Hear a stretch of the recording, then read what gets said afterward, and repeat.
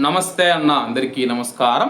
కువైట్లో 20 సంవత్సరాలకు పైగా భారతీయుల నమ్మకం పొందిన ఏకైక కార్గో సంస్థ యూసఫ్ కార్గో ప్రస్తుతం మీరు మీ ఇంటికి పంపిస్తూ ఉన్న విలువైన వస్తువులను ఇక్కడ ఎలా తూకం వేసి తీసుకుంటారో ఇండియాలో మీ ఇంటి దగ్గర కూడా అలాగే తూకం వేసి ఇస్తారు.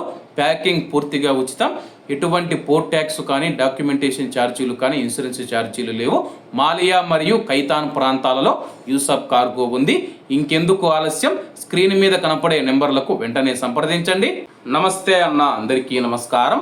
ప్రస్తుతం కువైట్ ఎయిర్పోర్ట్ ఓపెన్ అయ్యిందా అని చెప్పేసి చాలామంది అయితే అడుగుతూ ఉన్నారన్నమాట. కువైట్ ఎయిర్పోర్ట్ ఓపెన్ అయ్యింది, విమానాలు నడుస్తూ ఉన్నాయి.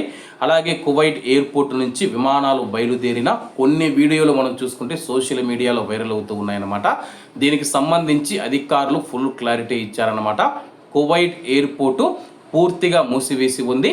తదుపరి నోటీసు వచ్చేంత వరకు కువైట్ ఎయిర్పోర్ట్ ఓపెన్ చేయమని చెప్పేసి కువైట్ నుంచి ప్రయాణించే ప్రయాణికులకు ఎటువంటి ప్రమాదం లేదు, ఇరాన్ దాడులు చేయొద్దని చెప్పేసి పూర్తిగా మాకు సమాచారం అందిన తర్వాత విమానాలు ప్రారంభిస్తాము. అప్పటి వరకు ప్రజల యొక్క ప్రాణాలను రక్షించేందుకు వాళ్ళ యొక్క భద్రతను దృష్టిలో ఉంచుకొని కువైట్ ఎయిర్పోర్ట్ను మూసివేస్తూ ఉన్నాము.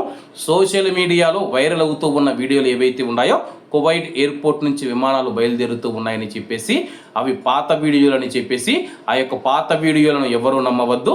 ప్రస్తుతానికి కువైట్ ఎయిర్పోర్ట్ మూసివేత కొనసాగుతూ ఉంది.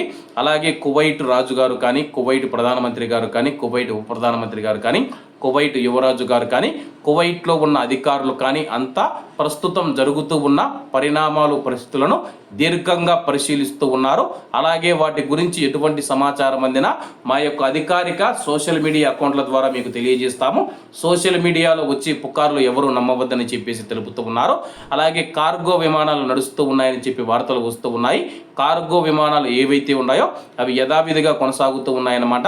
ఎందుకంటే కువైట్ దేశానికి ఆహారం కావచ్చు, లేకపోతే పండ్లు కూరగాయలు కావచ్చు, తాజా మాంసం కావచ్చు, మెడిసిన్లు ఏవైతే ఉన్నాయో మందులు కావచ్చు, వాటినన్నిటినీ కువైట్ దేశానికి తీసుకురావడానికి కార్గో విమానాలు తిరుగుతూ ఉన్నాయని చెప్పి అధికారులు తెలిపారు.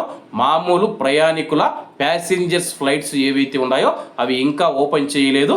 కాబట్టి కువైట్లో ఉన్న ప్రజలు సోషల్ మీడియాలో వచ్చే పుకార్లు నమ్మవద్దని చెప్పేసి ఎయిర్పోర్ట్ అధికారులు స్థానిక మీడియాకు తెలిపారు. కాబట్టి అందరూ బాగుండాలి, అందులో మనం ఉండాలి. అందరికీ నమస్తే అన్న, జై హింద్.